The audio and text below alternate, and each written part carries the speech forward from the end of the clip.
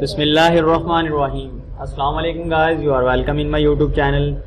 तो आज बात करते हैं FBR के अंदर जो अपकमिंग वैकेंसी हैं जो आने वाली हैं उनमें कौन कौन सी वैकेंसी शामिल है और उनका नोट्स कब तक आएगा, उनका अप्लाई वगैरह कब तक स्टार्ट होगा। तो देखते हैं कि उनमें वैकेंसियाँ कौन कौन सी हैं। इससे पहले अगर आपने मेरा यूट्यूब चैनल सब्सक्राइब नहीं किया, सब्सक्राइब कर लें, लाइक कर लें, फॉलो कर लें। आइए देखते हैं कि उनमें से कौन कौन सी वैकेंसी हैं। उनमें सबसे पहले वैकेंसी जैसे देख सकते हैं कि BPS 1 से लेकर बेसिक पे स्केल 1 से लेकर 15 तक जो वैकेंसियाँ आई हैं उनमें कौन कौन सी वैकेंसियाँ शामिल है और वो कितनी कितनी हैं। ये टोटल वैकेंसियाँ FBR में जो अभी तक आई हैं 1139 वैकेंसियाँ जो मंजूर हुई हैं एस्टैब्लिशमेंट ब्रांच से जो मंजूर हो चुकी हैं।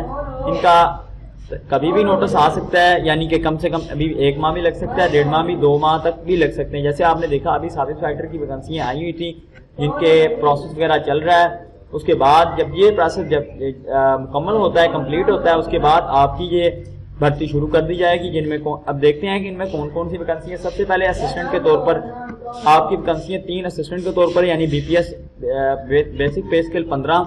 इसके बाद 22 वैकेंसियाँ जो हैं वो स्टेनोटाइपिस्ट की हैं, बेसिक पे स्केल 14। इसके बाद 25 वैकेंसियाँ जो हैं DEO की हैं, बेसिक पे स्केल 14। इसके बाद 2 जो वैकेंसी हैं वो लाइब्रेरी असिस्टेंट की हैं जिनका बेसिक पे स्केल 12। इसके बाद 1 वैकेंसी जो है कैटलॉगर की है, BPS जिनका है बेसिक पे स्केल 12 होता है। और इसके बाद है UDC अपर डिविजनल क्लर्क जिसका बेसिक पे स्केल 13 रखा गया है। आपने देखा होगा, वरना वैसे तो बेसिक पे स्केल जो अदर डिपार्टमेंट्स के अंदर इसका बेसिक पे स्केल 11 होता है, इस डिपार्टमेंट के अंदर इसका बेसिक पे स्केल 13 है।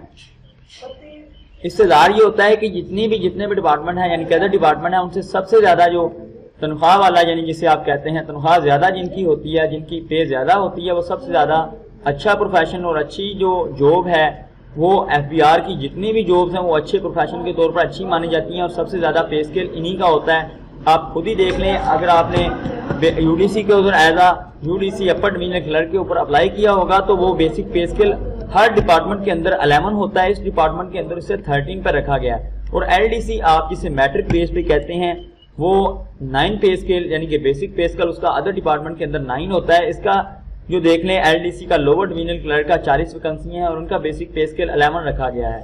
और इसके साथ ही बेसिक पे स्केल जो आपने वायरलेस ऑपरेटर का देखा होगा BPS यहाँ पे 9 है, जो अदर डिपार्टमेंट के अंदर इसका बेसिक पे स्केल 7 होता है। अब देख लें कि यहाँ पर इसकी बेसिक पे स्केल, इसकी जो जॉब्स हैं वो 2 हैं, 2 वैकेंसियाँ खाली हैं। और LDC के तौर पर भी आपने देख लिया होगा कि 40 वैकेंसियाँ जिसकी खाली हैं और UDC की 27 वैकेंसियाँ खाली हैं। अब इनके आगे जो फर्दर जो होगी, पंजाब को अलहदा दिए जाएंगे, सिंध को अलहदा, और मुख्तलिफ जैसा कि ये सूबों के लिहाज से तकसीम की जाएंगी, किन सूबों को मिलती हैं ये आप, और मिनोरिटीज को कितनी मिलती हैं, और डिसेबल्स कोटा, ये तो अगर जब भी नोटिस आएगा उसके साथ ही आपको शामिल ये कर दिया जाएगा। इसके साथ ही आप देख लें सिपाही, यानी कि जो एज अ कांस्टेबल के तौर पर 824 वैकेंसियाँ मंजूर हुई हैं BPS, इनका 5 और मरवजा अलाउंसेस डाल के जो इनका जो होता है BPS 5 होता है। एज अ जब 1-2 साल बाद इनका जो BPS हो जाता है वो 7 तक हो जाता है। इसके बाद जो 67 वैकेंसियाँ हैं वो एज अ ड्राइवर के ऊपर जिनका बेसिक पे स्केल 4 है।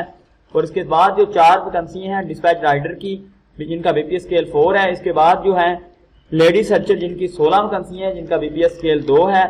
और इसके बाद 1 कम 60 जो नायब कासर की वैकेंसी जिनका BPS स्केल 1 है।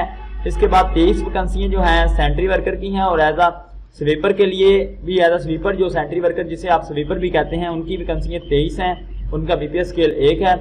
इसके बाद आगे है, आप फर्दर देखते जाएं, जैसे ये 18 जो वैकेंसियाँ हैं माली के तौर पर एज अ BPS स्केल 1 के ऊपर इन custom field of formation of the federal board of revenue.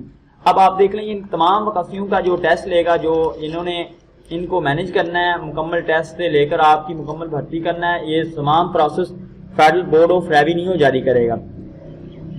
Federal board of revenue आपको ये जब भी notice federal board of revenue से आएगा, और आप इस चैनल से जुड़े रहिए, जैसे ही कोई नोटिस आता है हम आपको इस चैनल से आगाह करते रहेंगे।